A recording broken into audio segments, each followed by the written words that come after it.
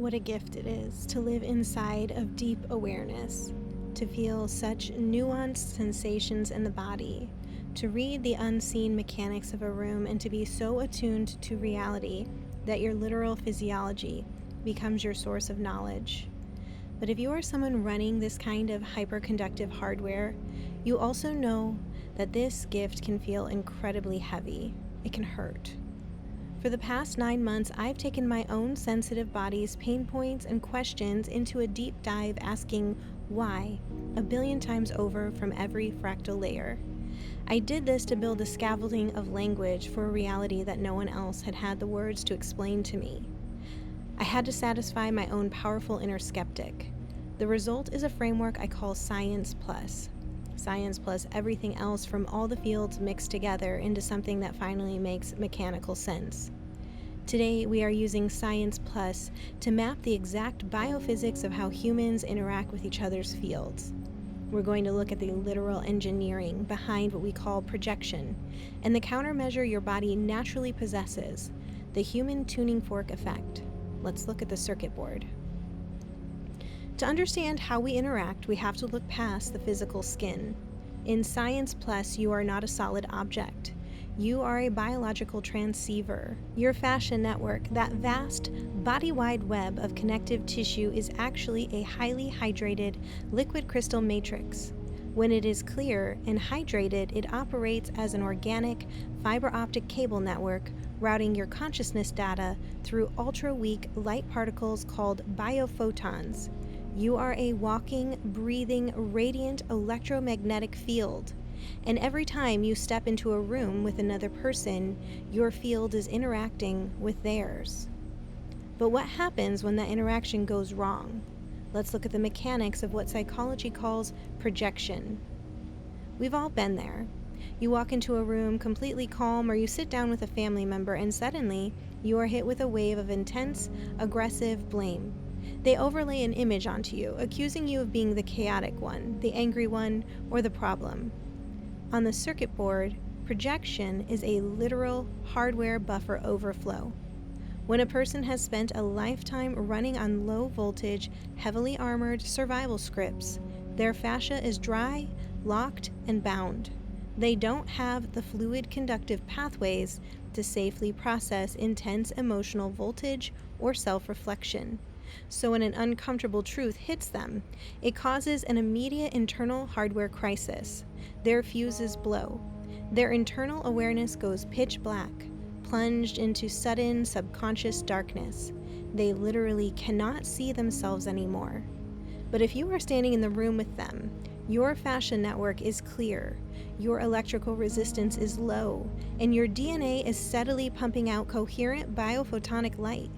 You are a localized, glowing source node of pure, radiant awareness. Look at the optical geometry of what happens next. Because everything else in their internal world is blacked out, your high-voltage light field is the only active light source in their environment. To avoid looking at their own terrifying data corruption, their nervous system runs an emergency safety script to vent the unprocessable voltage. They shoot that chaotic static out into the room. When that dark, chaotic static hits the brilliant, glowing perimeter of your biophotonic field, your light illuminates their garbage. Your high-voltage field acts like a literal projector bulb, and the edge of your silhouette becomes the clean, white movie screen. Because your light is what makes their chaotic shadow visible to them, their blind, survival-driven brain looks at the screen and says, I see the monster. It's right there on you. You are the source of the darkness. They aren't actually looking at you.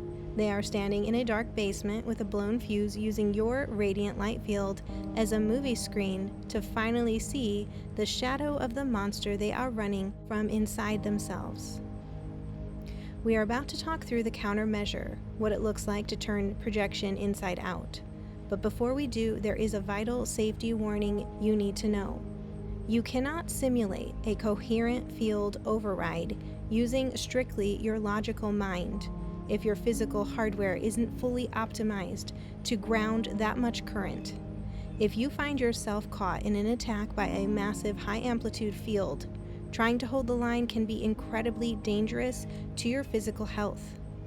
I say this from direct personal experience.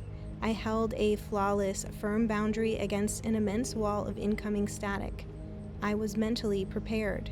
The boundary worked perfectly from the outside, but the second the confrontation ended, my physical system went into total hardware flashover. My body was not ready to ground the current. It was an immediate short circuit. My nervous system blew its main fuse, plunging me into a relentless, months-long panic loop. Small health issues became hard to overcome. My ears rang nonstop. My system was so overloaded by the sheer volume of their projection that I had to use medical assistance just to survive the aftermath and keep showing up for my kids.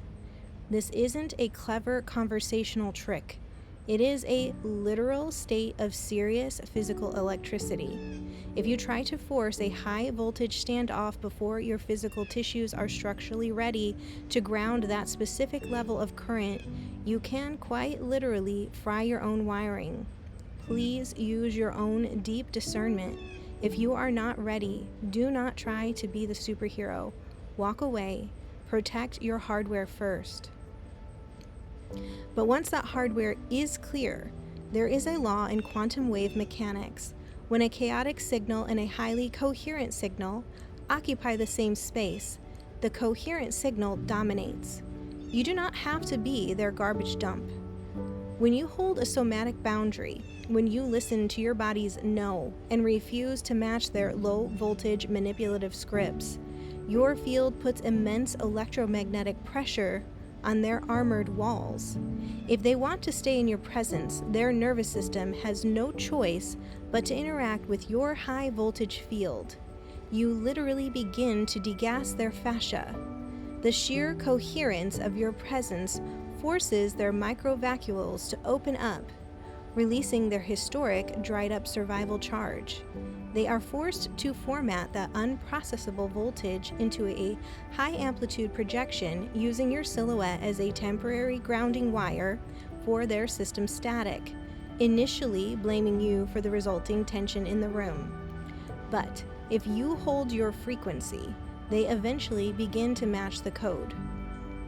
Conversely, if their system is entirely unwilling or unable to face its own static, you must be willing to allow physical distance between you. Do not let your field suffer a static overload from a prolonged frequency mismatch.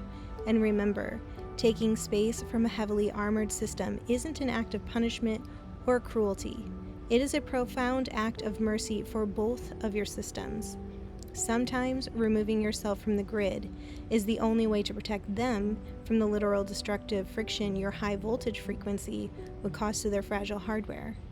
Choosing distance is holding the line in love for your wiring and for theirs. If you want to know what matching the code looks like in daily life, look at the people around you. I'll share 2 examples from my own life to show you how this looks in real time with adults. Recently, I needed to address a heavy, messy relational dynamic with someone. I stayed entirely calm, clear, and grounded in my own reality. The other party was completely overwhelmed by their internal survival scripts. I could perceive that their eyes were looking entirely in, not out, welled up with tears. They couldn't actually see me in that moment. They were trapped in their own dark basement. But my steady frequency kept the container safe enough for them to stay in the physical room with me, so we could move through the issue.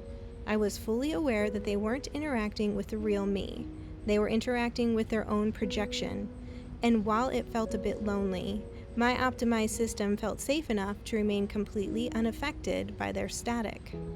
I've also watched this entrainment happen over time at the library while wearing my silk head coverings, which I discuss the science plus of in episodes linked below. An armored system there initially looked at me with a glare of pure historic static, projecting a preloaded file onto my silhouette. But by holding a zero resistance field week after week, that projection had nothing to feed on. Over time, their hardware degassed. Last week, they looked at me with soft love. They were finally feeling the safety of a regulated field. But if you want an immediate read on your fascia's optimization, look at children. Children do not have decades of dense, calcified fascial armoring. Their liquid crystal matrices are still highly hydrated, unpruned, and running at a native high voltage. Because their hardware is wide open, they don't look at you and see a screen to project on. They see a perfect resonant match. If your fascia is clear, they are drawn to you like moths to a flame. Toddlers will gaze for ages. A child who has never spoken to you may suddenly run up and hug you like a long-lost favorite relative.